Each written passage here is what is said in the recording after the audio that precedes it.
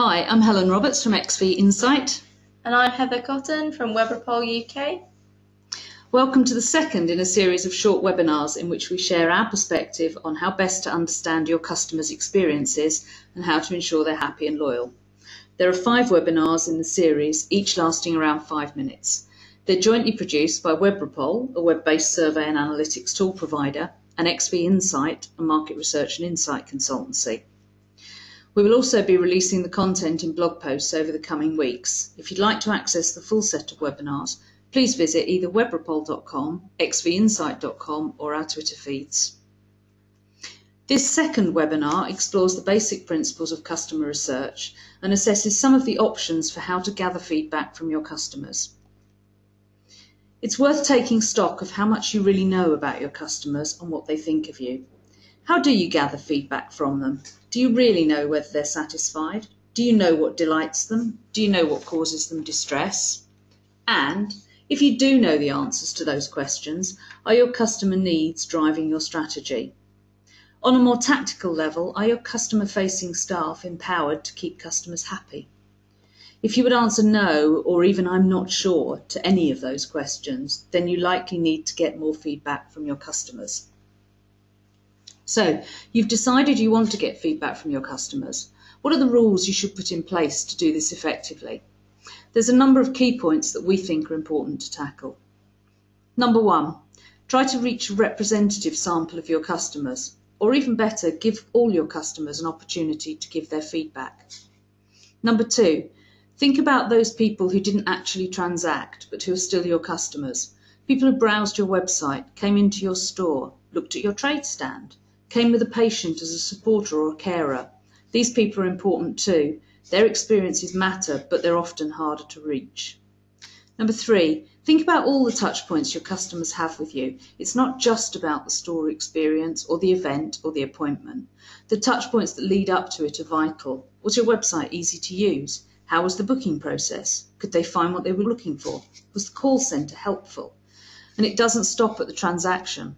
Was the after-sales support good? Were follow-up actions taken? Did the product or service perform as it should? You can't necessarily ask everyone about every touch point, but collectively they make up the overall perception of your organisation. Number 4, strive for in-moment or real-time feedback. Asking someone how their experience was 3 months after a routine transaction will give you little detail and might not even be accurately recalled. If they had a bad experience, contacting them long after the event will do little to improve their view of you, and in the meantime they may well have written negative reviews and told friends and colleagues about their poor experience. If you ask for feedback close to the point of experience, it will be accurate and detailed, it will be relevant to the customer and will be actionable for you. We'll talk more in later webinars about what to ask and how to get the most value out of the feedback you get from customers, but for now, let's look at the methods you can use. Online surveys are the best approach, offering flexibility and value, and we'll talk about them in more detail later, but it's worth spending a few moments looking at some of the alternatives. In days gone by, market research was typically done using interviewers who asked questions face to face. There are still times when this is appropriate, particularly if you're looking for detailed feedback from hard to reach groups. However, it's expensive and is rarely the best solution for customer experience feedback. The same goes for telephone interviews. People are busy and increasingly hostile towards unsolicited phone calls. Again, in some scenarios, it's still a method to consider, but you need detail or want to show important customers you care, for example, in a business-to-business environment where you're reliant on small numbers of very big customers.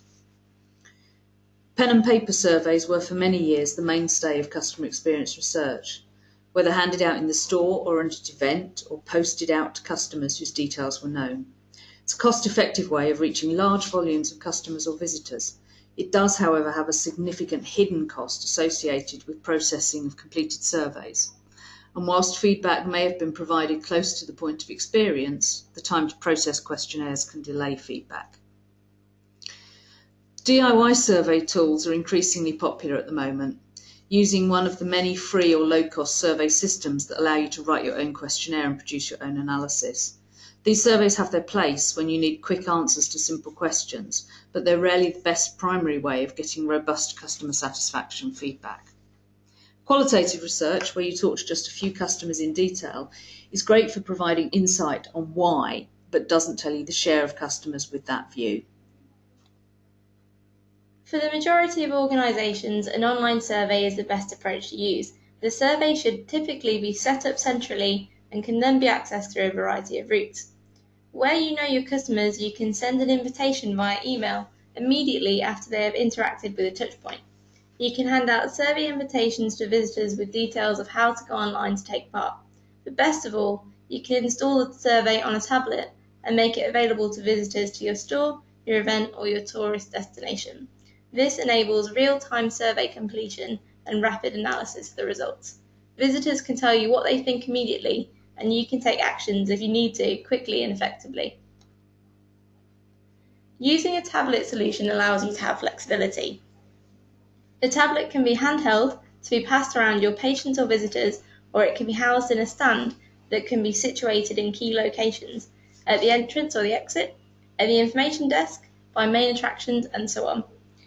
The questionnaire can easily be adapted to suit the immediate needs. For example, a core set of questions can then be supplemented with additional ones, perhaps about a particular aspect of your service or in response to changes you're making in the service you offer. The possibilities are almost endless. So in this webinar, we've talked a little about the principles of getting representative feedback from customers and the various methods that can be used to do so. In our next webinar, we'll look at how to gather feedback effectively from customers, what questions to ask them and when to ask them. In the meantime, if you'd like to find out more, please do get in touch. We're always happy to talk to our customers. And, as you might expect, we'd also like your feedback on this webinar series. So do please let us know what you think. Thank you.